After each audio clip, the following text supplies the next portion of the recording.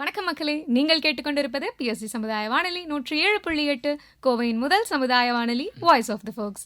காற்றின் மொழியில் உங்களுடன் கதைக்க நான் உங்கள் RJ Madhu.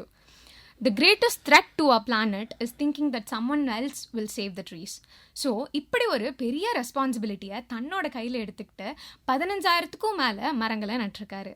S, it's none other than the tree man, Srikanth sir. அவர் தான் இன்னைக்கு நம்ம கூட இருக்காரு. வாங்க நம்ம நிறைய கேட்டு தெரிஞ்சுக்கலாம். வணக்கம் சார். வணக்கம். ஸோ நீங்கள் இவ்வளோ விஷயங்கள் பண்ணியிருக்கீங்க, அதுவும் வந்துட்டு இவ்வளோ யங் ஏஜ்லேயே பண்ணியிருக்கீங்க. அது வந்துட்டு எங்களுக்கு எப்படி இருந்துச்சுன்னா, நான் first three man Srikanth sir அப்படின்னு கேட்டோன்னே he is one among us அப்படின்ற ஃபீலிங் தான் வந்துச்சு. ஏன்னா எங்களை மாதிரியே நீங்களும் சிஎஸ்சி படித்த ஒரு கிராஜுவேட் தான்.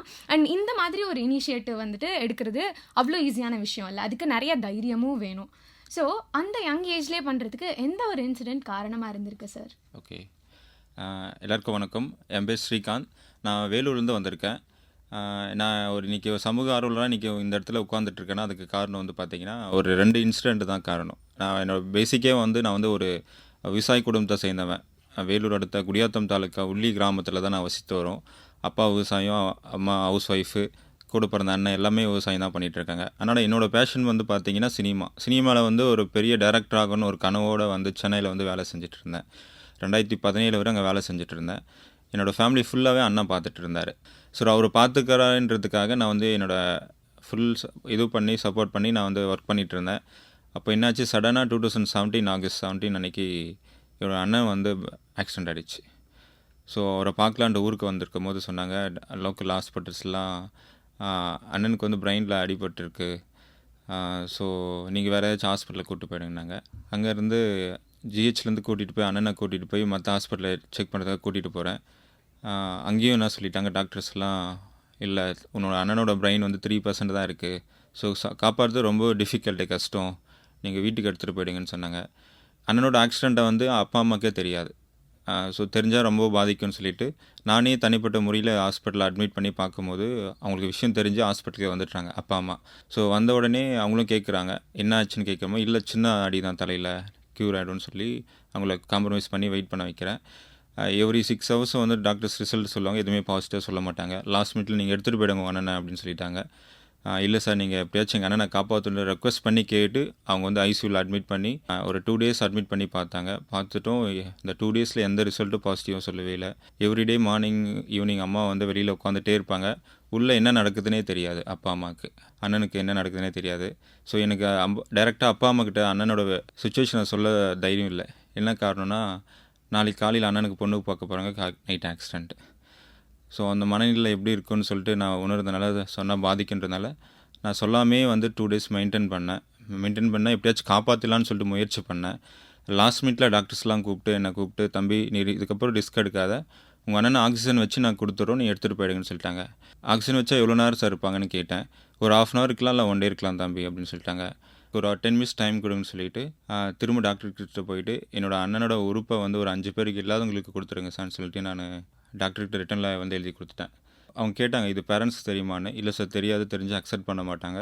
நான் திரும்ப எங்கள் அண்ணனை இந்த உலகத்தில் பார்க்கணும், ஸோ அதனால் நான் ஆர்கனை டொனேட் பண்ணுறேன் அப்படின்னும் போது அவங்க அக்செப்ட் பண்ணிவிட்டு அதுக்கான ப்ராசஸ் ஸ்டார்ட் பண்ணி next day morning 8 o'clock operation.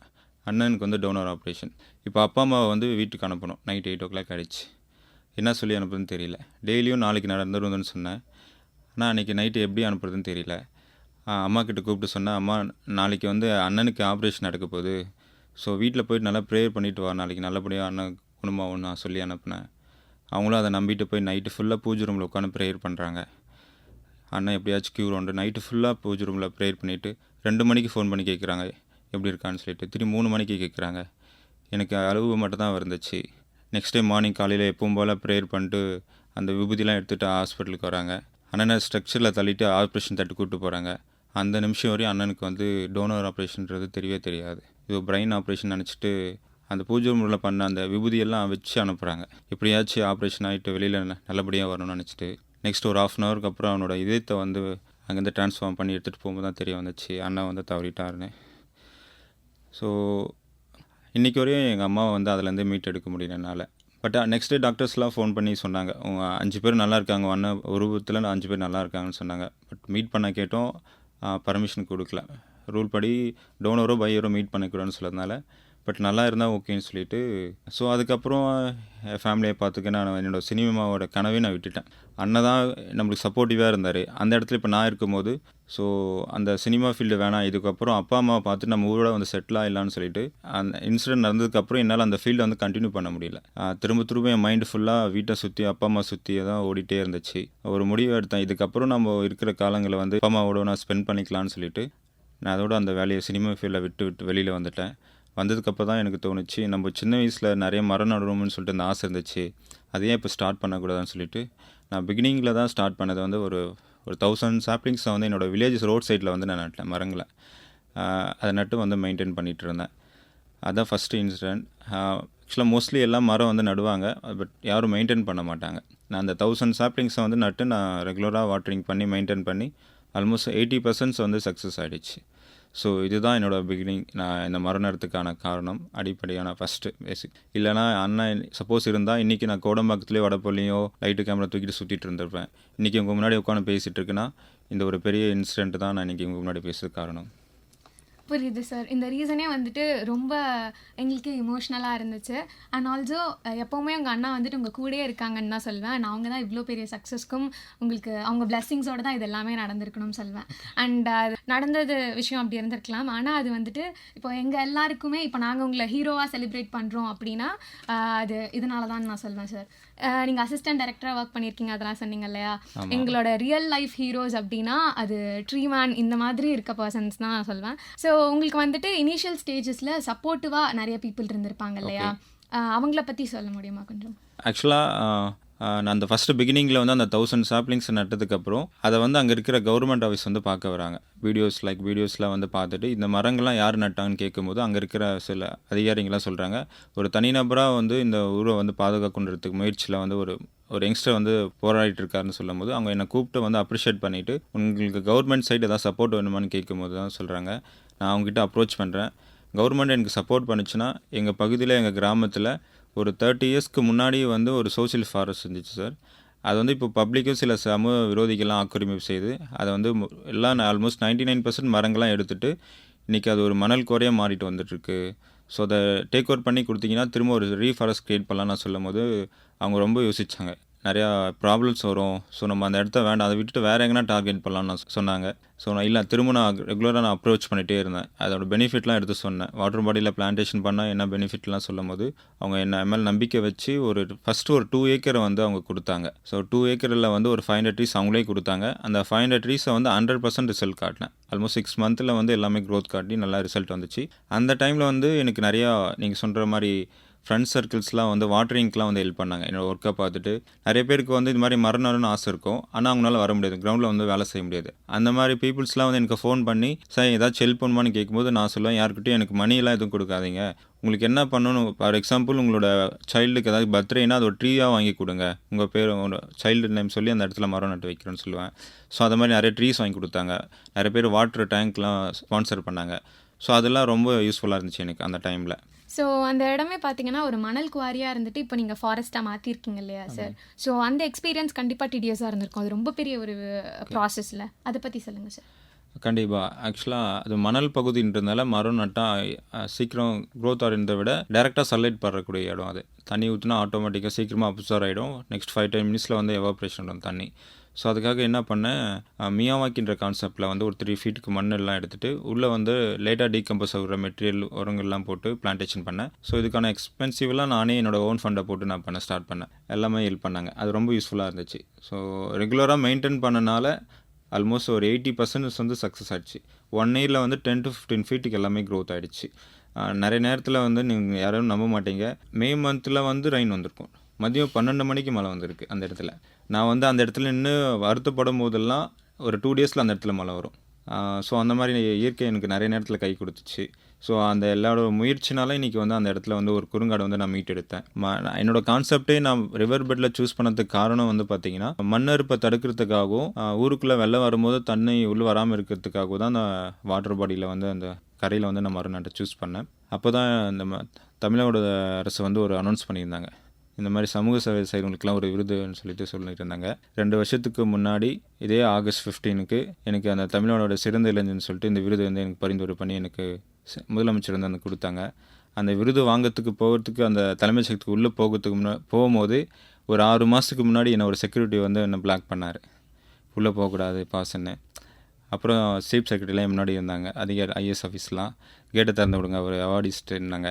என்னை யார் தான் அன்றைக்கி தடுத்தாங்களோ அதே செக்யூரிட்டி நான் கேட்டை திறக்க வச்சு அந்த தலைமைச் செயலகம் மேலே கோட்டையில் ஏற்றி எனக்கு அந்த இயற்கை வந்து எனக்கு விருது வாங்கி கொடுத்துச்சு. அது என்னால் மறக்க முடியாத சில தருணங்கள். இது உங்களுக்கு எவ்வளோ பெருமையான ஒரு விஷயமா இருக்கோ அதே மாதிரி எங்களுக்கும் ரொம்ப பெருமையாக இருக்குது சார் கேட்கும்போது. அண்ட் ஆல்சோ நீங்கள் சொன்ன மாதிரி நேச்சர் நம்மளை எவ்வளோ சர்ப்ரைஸ் பண்ணுன்றது நான் உங்ககிட்டேருந்து கேட்கும்போது தான் அதனால் அப்படியே ஃபீல் பண்ண முடியுது. எனக்கே கூஸ் பம்ப்ஸ் வந்துச்சுன்னே சொல்லலாம். ஸோ இவ்வளோ விஷயம் கேட்கும்போதே ரொம்ப நல்லா இருக்குது சார். ஸோ இது நீங்கள் எவ்வளோ அப்போசிஷன் இருந்தாலும் நீங்கள் திரும்ப திரும்ப நான் பண்ணுவேன், நான் இதை பண்ணிக்கிட்டே தான் இருப்பேன் அப்படின்னு அடம் பிடிக்கணும்னு சொல்லுவாங்கல்ல, அந்த மாதிரி ஒரு அடம் பிடிச்சி நீங்கள் பண்ண ஒரு விஷயம். இதுக்கு பின்னாடி ஒரு ஸ்பிரிட் இருந்திருக்கும்ல sir. What was the reason behind this? எல்லோரும் ஒரு ட்ரீம்க்காக ஓடிட்டே இருப்பாங்க டெய்லியும், இந்த கோலை வந்து அச்சீவ் பண்ணணும்னு சொல்லிட்டு. பட் நானும் எல்லாருமே மோஸ்ட்லி வந்து பணத்துக்காக ஓடிட்டு இருப்பாங்க. ஃப்யூச்சரில் வந்து எல்லாம் மணியும் கோல்டு எல்லாம் சேவ் பண்ணி வைக்கணும், அடுத்த நெக்ஸ்ட் ஜென்ரேஷனுக்கு வந்து பொருளோ பணத்தெல்லாம் சேவ் பண்ணி வைக்கணுன்ற அந்த நோக்கத்தில் ஓடிட்டு இருப்பாங்க. பட் நான் உணர்ந்தது பார்த்தீங்கன்னா, நம்மளை சுற்றி இருக்கிற நேச்சர், காடுகளையும் மலைகளையும் வந்து இதை பாதுகாத்தாவே அடுத்த தலைமுறைக்கு வந்து சுத்தமான ஒரு ஆரோக்கியமான இதுவாக இருக்குன்ற வந்து நான் உணர்ந்தேன். ஸோ அதனால் அந்த மணி மைண்டை மாற்றி, அதுவும் பணமும் முக்கியம் தான், பட் இருந்தாலும் அதை விட இது ரொம்ப முக்கியம். ஸோ அதனால் அதுக்கு வந்து ரொம்ப ஃபோக்கஸ் பண்ணேன். இதில் எவ்வளோ எதிர்ப்பு வந்தாலே நம்ம வந்து ஃபேஸ் பண்ணிக்கலாம். எனக்கு அந்த பறவைகளோட சத்தத்தை கேட்கணுன்ற அந்த மைண்ட் வந்து திரும்ப எனக்கு கேட்டுருச்சு. அந்த அதனால் தொடர்ச்சியாக நான் போராட்டே இருந்தேன். எவ்வளோ எதிர்ப்பு வந்தாலும், இன்னும் சொல்ல போனால் ஆல்மோஸ்ட் ஒரு 50 to 70% நான் அந்த ஃபீல்டில் என்ன பண்ணுறேன்னு எனக்கு குடும்பத்துக்கே தெரியாது. ஏன்னா தெரிஞ்ச யாரும் அலோவ் பண்ண மாட்டாங்க. ஒரு போலீஸ் மிரட்டுறாங்க, கட்ட பஞ்சாயத்து பண்ணுறாங்கன்னா வீட்டில் வந்து நீ எல்லாரும் மாதிரி நீ வீட்டில் வேலை பண்ணி எதுக்கு உனக்கு எந்த வேலைன்னு சொல்லுவாங்க. நிறைய நேரத்தில் சொல்லிவிட்டு போய் அந்த இடத்துல நான் வேலை செஞ்சுட்டு பண்ணியிருக்கேன். ஸோ அந்த முதலமைச்சர் விருது கொடுக்கும்போது தான் நான் அப்போ தான் அம்மாக்கிட்டே எல்லாம் என்ன இந்த ஃப்யூச்சரில் லாஸ்ட் 3 years என்ன நடந்ததுன்னு அப்போ தான் அவங்ககிட்ட ஃபுல்லாக எடுத்து சொன்னேன். பட் ஓகே, இப்போது ஓரளவுக்கு எல்லாமே 50% மரமாயிட்டு இன்றைக்கி நல்லா அந்த இடத்துல நான் கேட்கணுன்னு அந்த பறவை விஷயத்துலாம் இப்போ கேட்டுட்ருக்கேன். ரொம்ப சந்தோஷமாக இருக்கும்ல சார், பிடிச்ச ஒரு விஷயத்த பண்ணிகிட்டு இருக்கும்போது. ஆக்சுவலாக இதை கேட்டு நான் கண்டிப்பாக நிறைய பேர் இன்ஸ்பயர் ஆகி அவங்க பணம் அப்படின்னு சொல்லிட்டு இல்லை ஒரு மெட்டீரியலிஸ்டிக் கோலில் சுற்றி ஓடாமையோ நம்ம ஃப்யூச்சர் ஜென்ரேஷனுக்கு நம்ம அதை விட வேல்யூபிளாக ஒரு விஷயம் கொடுக்க முடியும் அப்படின்னு இருக்கிறத கண்டிப்பாக கொடுப்பாங்கன்னு நினைக்கிறேன் சார்.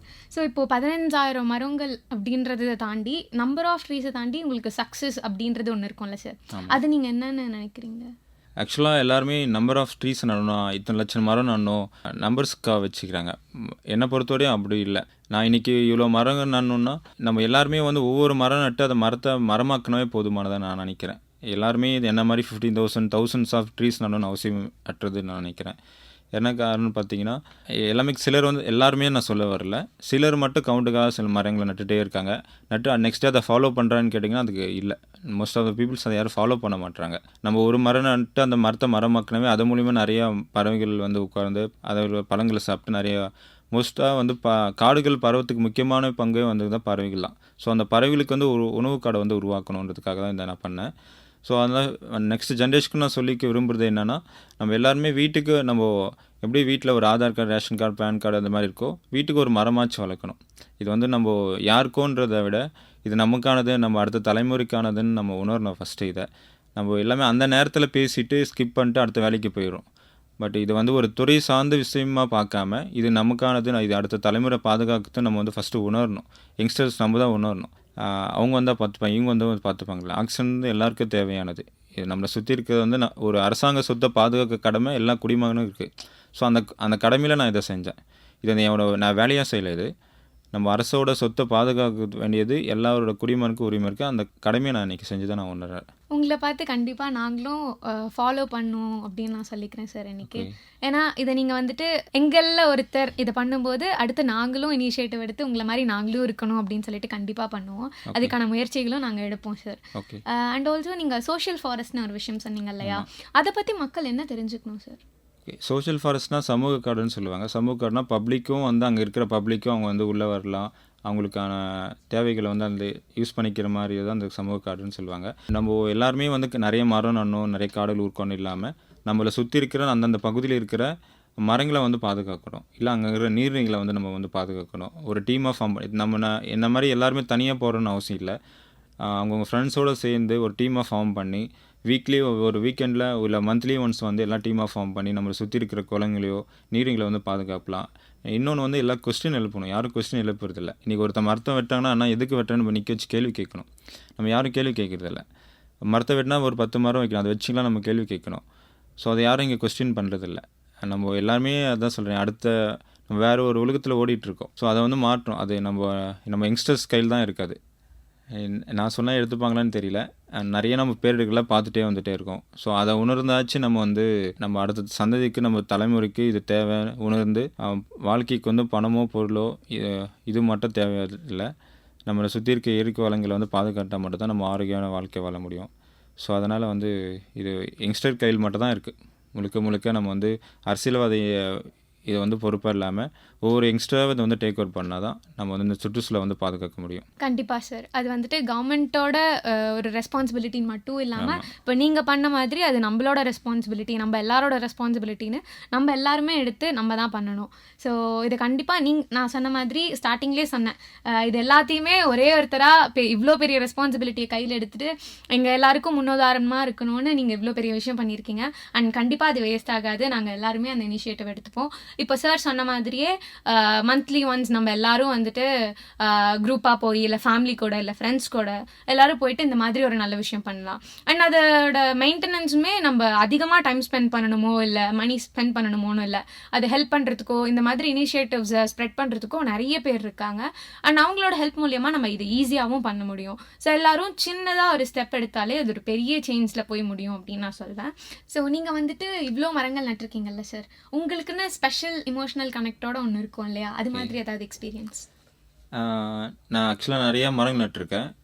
நான் நடக்கூடிய மரங்கள் எல்லாமே பார்த்தீங்கன்னா பழந்தரும் மரங்கள் தான் நடுவேன். எதுவுமே டிம்பர் பேஸ்ட் மரம் நட மாட்டேன்.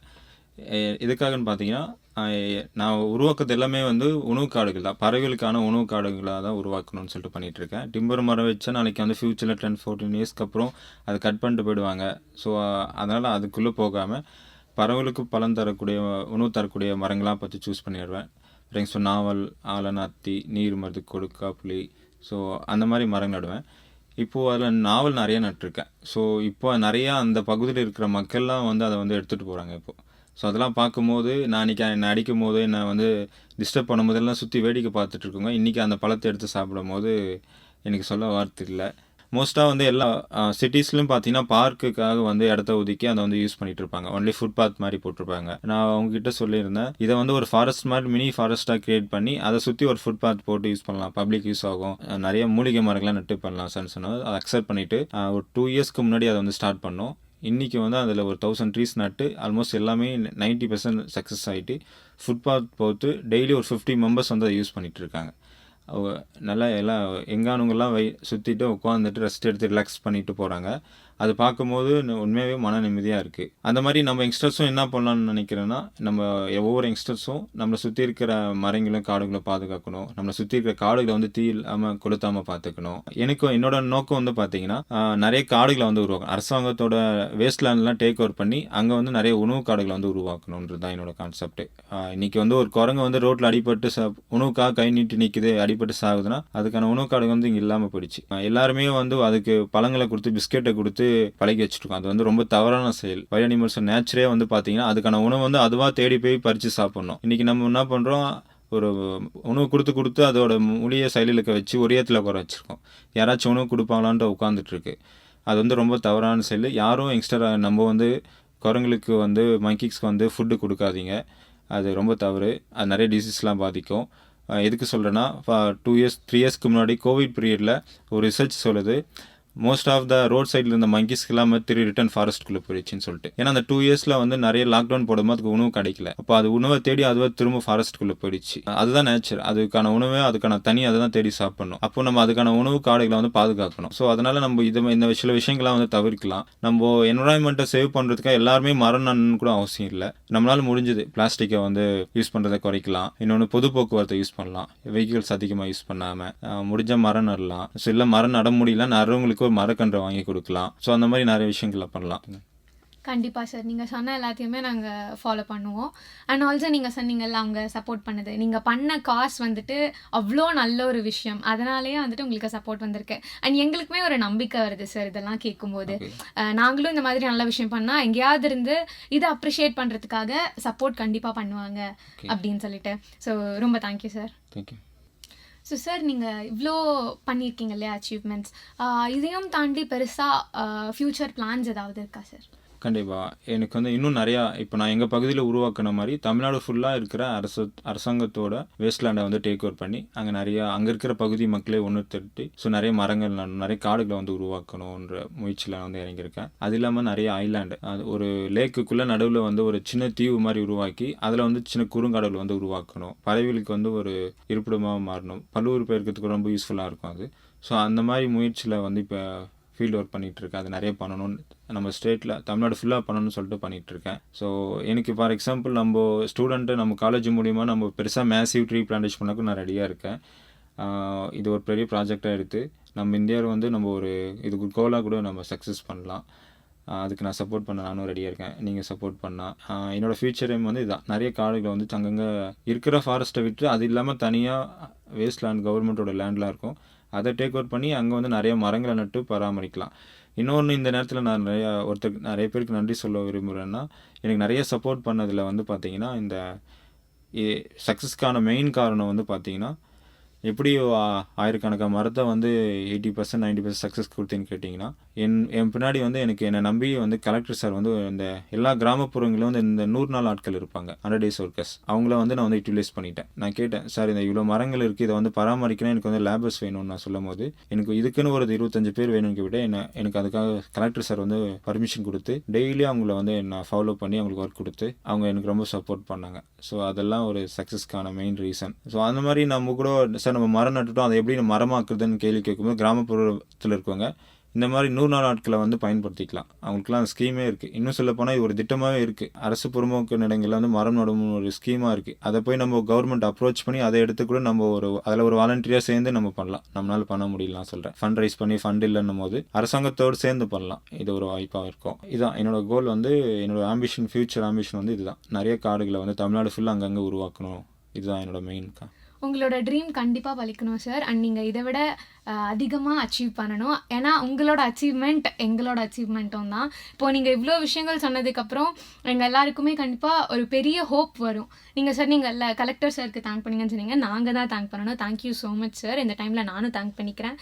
ஏன்னா அவர் உங்களுக்கு சப்போர்ட் பண்ணி உங்களோட கோலை இன்னைக்கு இப்படி பாசிபிள் ஆக்குறனால தான் எங்களால் நம்பிக்கையோட நாங்கள் ஏதாவது பண்ணணும்னு நினச்சாலும் பண்ண முடியுது. ஸோ ரொம்ப ரொம்ப நன்றி சார். இந்த மாதிரி விஷயங்களுக்கு அப்ரிசியேஷன் கிடைக்கிறது ரொம்ப பெரிய விஷயம் இல்லை சார். ஆனால் அது கிடைச்சதுன்னா இன்னும் நம்ம அதிகமாக பண்ணணும் அப்படின்னு சொல்லிட்டு தான் நினைப்போம். ஸோ அப்படி கிடைச்ச ஒரு விஷயம் தான் விகடன் அவார்ட்ஸ் இல்லையா? ஸோ அதை பற்றி நீங்கள் கொஞ்சம் ஷேர் பண்ண முடியுமா சார்? கண்டிப்பாக. நான் என்னோடய ஒர்க்கை பார்த்து நிறைய விருதுகள்லாம் கிடச்சிருக்கு. அந்த விருது நான் செய்யக்கூடிய ஒர்க்குக்கு வந்து ரொம்ப உறுதுணையாகவும் ஊக்கத்தை கொடுத்துச்சு நிறையா. ஃபார் எக்ஸாம்பிள் சிஎம் விருது, மாசு கட்டுப்பாட்டுலேருந்து ஒரு விருது கொடுத்தாங்க. ஆனந்த விகடன் விருது அப்படி தான். நான் அந்த ஆனந்த விகடன் விருதுலாம் வந்து எதிர்பார்க்கவே இல்லை. சடனாக ஃபோன் பண்ணி நீங்கள் வந்து ஆனந்த விகடன் வந்து தேர்வாக இருக்கேன்னு சொன்னாங்க. திடீர்னு உனக்கு விகடனோட ஸ்டேஜில் உனக்கு விருது கொடுக்குறோன்னும் போது என்னால் அப்போவும் என்ன சொல்ல, அப்போது அந்த இயற்கைக்கு தான் நன்றி சொல்ல கடமைப்பட்டிருந்தேன் நான்.